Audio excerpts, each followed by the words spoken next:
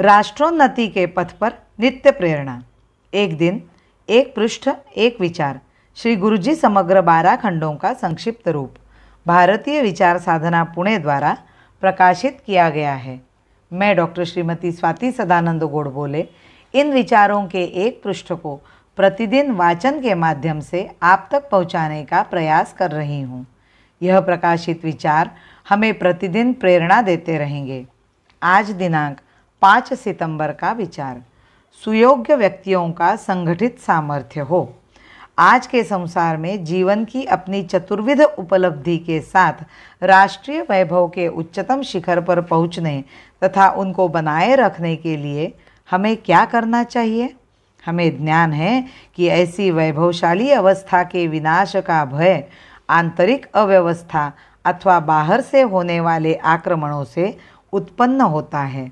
हमारा अपना ही इतिहास बताता है कि इन्हीं दो कारणों ने हमें उस वैभव की दशा, जो किसी समय संसार की ईर्ष्या का विषय थी, से इस वर्तमान हेय दशा में लाकर खड़ा कर दिया है।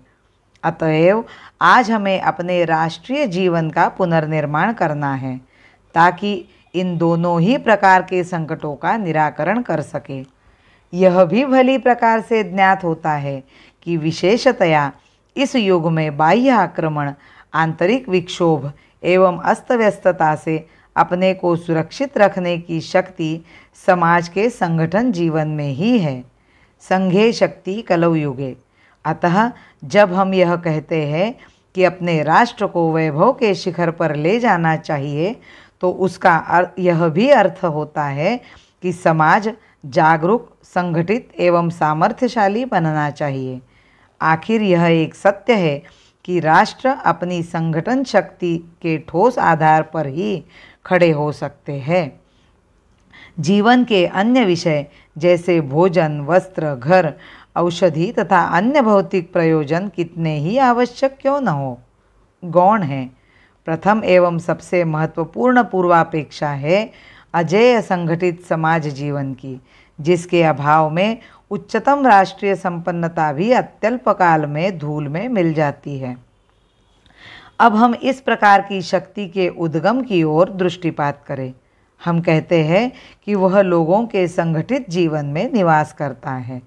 लोग इस प्रकार के होने चाहिए कि जिनके मन एवं विचार ऐक्य से रंजित हो, जिनकी नैतिकता के समान नियम हो, एक दूसरे के प्रति प्रामाणित हो तथा राष्ट्र के प्रति एकांतिक रूप से निष्ठावान हो। जब तक वे इस प्रकार के नहीं होते, केवल संगठन शक्ति राष्ट्र रक्षा का कार्य नहीं कर सकती। इसके विपरीत यह राष्ट्र जीवन के लिए विभीषिका का स्रोत सिद्ध होगी। क्या हम स्वार्थी और समाज विरोधी तत्वों अथवा चोर डाकुओं तक को संगठित होते नहीं देखते? हम यह भी देखते हैं कि स्वार्थी और चरित्रहीन लोगों को सामाजिक हित में घातक उद्देश्यों के लिए एकत्र कर लेना सरल है। आज इस प्रकार के गुट, जिनके अपने सांप्रदायिक अथवा कुछ संकुचित हित हैं, संपूर्ण देश में उठ रहे हैं। वे अपने स्वार्थी हितों की पूर्ति के लिए देश की पवित्रता एवं अपने राष्ट्र जीवन की एकता का विनाश करने के लिए भी उद्यत है। ऐसे लोग बहुत सरलता से एकत्रित हो जाते हैं। यह संगठित जीवन का निम्नतम स्तर है।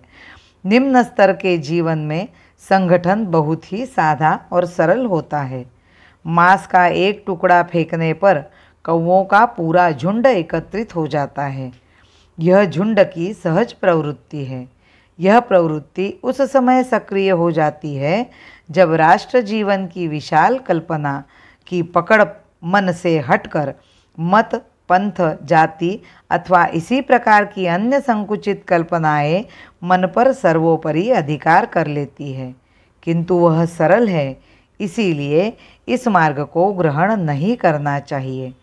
हमारा यह निष्कर्ष है कि योग्य व्यक्तियों के एकत्रीकरण द्वारा संगठित शक्ति का निर्माण करना होगा। कोटि कोटि कंठ की पुकार एक हो, कोटि कोटि कंठ की पुकार एक हो, कोटि कोटि बुद्धि का विचार एक हो, कोटि कोटि बुद्धि का विचार एक हो। भारत माता की जय, वंदे मातरम।